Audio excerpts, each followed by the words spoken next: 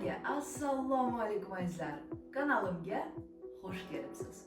Bugun biz siz bilan aynan subtitles haqida gaplashamiz. Ya'ni film ko'rarkan yoki mazza qilib serial ko'rarkan, uni alt yozuvlaridan ingliz tilini o'rganishda, har qanday tilni o'rganishda to'g'ri foydalanish haqida gaplashamiz. Aslida subtitles ya'ni alt yozuvlar til o'rganishda, listening, eshitish qobiliyatlarini oshirishda va vocabulary, lug'at boyligini oshirishda eng foydali, eng effective tool, ya'ni asbob hisoblanadi. Agar siz to'g'ri texnika orqali buni bajaradigan bo'lsangiz, bir pasda eshitish qobiliyatlaringiz ham, lug'at boyligingiz ham 2-3 baravarga oshadi. Xo'sh, u to'g'ri texnikalar qanday? Birinchi navbatda siz beginner, ya'ni boshlovchi bo'lsangiz, tilga endi kirib kelayotgan bo'lsangiz, hali o'rta darajaga yaxshilab yetib olmagan bo'lsangiz, unda siz English, agar ingliz tilini o'rganayotgan bo'lsangiz, English plus Uzbek yoki Russian bo'lishi mumkin. O'zbek tili hamma yerda ham topilmaydi. Ya'ni o'z ona tilingiz, ya'ni o'zingiz yaxshi tushunadigan til va o'rganayotgan tilingizni ayni vaqtda yoqib qo'yishingiz va filmni yoki o'sha serialni ko'rishingiz lozim bo'ladi. Bu esa ayni vaqtda sizga inglizcha matnni ko'rish va o'sha holatlarda ingliz tilida qanday mana shu jumlalar aytiladi, buni ko'rib olishingiz va hamon tagida ayni vaqtda tarjimasini, ma'nolarini ko'rishingiz va o'zlashtirishingiz, hazm qilishingiz osonlashadi. Bir muddat mana shu shaklda o'zingizga ona bo'lgan, ya'ni yaqin bo'lgan, yaxshi tushunadigan bir til va o'rganayotgan tilingiz bilan tinglab borasiz. Keyin esa o'zingizni o'sha ona tilingiz yoki o'zingiz tushunadigan tilni o'chirib qo'yasiz. Buni doimiy shaklda qila olmaysiz.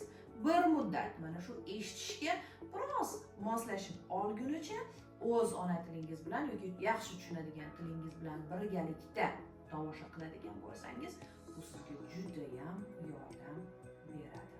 Ikkinchi qilishingiz kerak bo'lgan narsa bu active listening. Ya'ni siz ko'ryapsizmi, podcast bo'lishi mumkin, eshityapsizmi, farqi yo'q.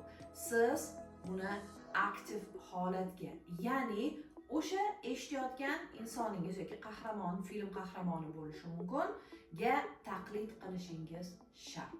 U qanday aytdi mana shu jumlani? Qanday, qayeriga urg'u qo'ydi va umuman qaysi holatda aytdi? Mana shularni o'zingiz ham takrorlab, birgalikda qaytarib va kerak bo'lsa hattoki alohida o'sha film uchun bir daftar tutib, kerakli yerlarini daftaringizga yozib borishingiz.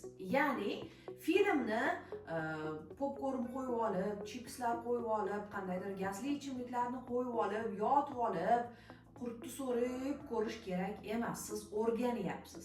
Shu sababli filmni qo'yib qo'yasiz, daftaringizni qo'yib qo'yasiz. Kerak bo'lsa, agar subtitlda o'zingizga qulay bo'lgan tilsiz ko'rayotgan bo'lsangiz, lug'atni qo'yib qo'yasiz va buni dars holatiga keltirgan holda, kerak yerda pauzani bosib qo'ygan holda o'zingiz tarjimasini ko'rib olasiz, kerakli qaydlarni olib olasiz, yana playni bosib davom etasiz. Lekin buni uzviy shaklda bajarasiz va hattoki kerak yerlarida orqaga o'tkazib, o'sha qahramon bilan birgalikda jumlalarni takrorlaysiz. Esingizda bo'lsa, biz bolalikda Kevin, ya'ni o'sha Home Alone, uyda yolg'iz filmini ko'rarkan, mana shunaqa mashqlarni ko'p bajarardik. Ya'ni filmni mazza qilib ko'ryapmiz va Kevin aytgan gaplarni orqasidan takrorlardik. Ya'ni buni meni davrimdagi, ya'ni meni yoshimdagi bo'lganlar ko'pchilik do'stlarim endi qilishardi.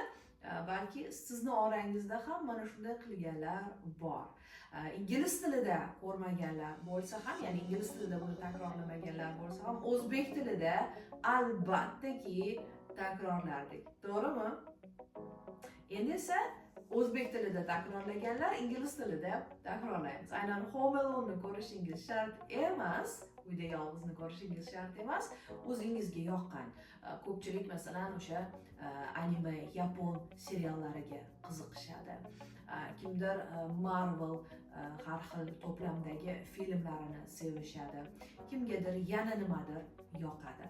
Asosiysi o'zingizni mamnun qiladigan filmlarni olib, podkastlarni olib, mana shunday ularga taqlid qilgan holda talaffuz qilib, urg'usiga e'tibor berib, aynan unga o'xshab urg'u qo'yib, bu slangmi, bu phrasal wordmi, bu idiommi, mana shularga e'tibor qaratib, kerak bo'lsa lug'at bilan ham birgalikda ishlab, kerakli joylarini daftaringizga qayd qilib borishingiz shart.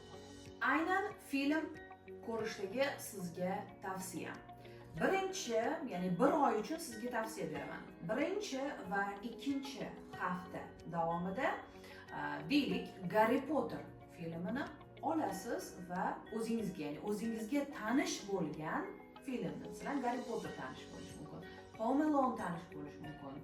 Bilmam, yana siz ya'ni bolalikdan qanday filmlarni takror ko'rib kelgansiz, o'z ona tilingizda, men bilmayman, o'sha filmlarni ingliz tilida original shaklda olib, birinchi va ikkinchi hafta davomida tomosha qilasiz. Uchinchi va to'rtinchi hafta davomida esa sizga umuman mutlaqo notanish bo'lgan bir filmni olib, ingliz tilida ko'rib chiqasiz. Va albattaki bir marta tomosha qilmaysiz. Birinchi marta subtitles bilan, ya'ni old yozuvlari bilan tomosha qilasiz, keyin esa subtitles siz tomosha qilishingiz kerak bo'ladi. Undan keyin esa o'zingizga qulay har qanday materiallarda davom etishingiz mumkin. Va albattaki bularni hammasini qayd qilib borish va aynan mana shu filmlar uchun alohida daftar tutib, kerakli jumlalarni, slanglarni, idioms, phrases, hamma narsani, siz uchun notanish bo'lgan so'zlarni yozib borish esdan chiqmasligi shart. Chunki filmni siz boshdan qayta ko'ravermaysiz, balki u yerdan kerakli ilmlarni olib olsangiz, yozib olsangiz, daftarni varroqlab, kerakli joyini topib olish sizga albattaki osonroq bo'ladi.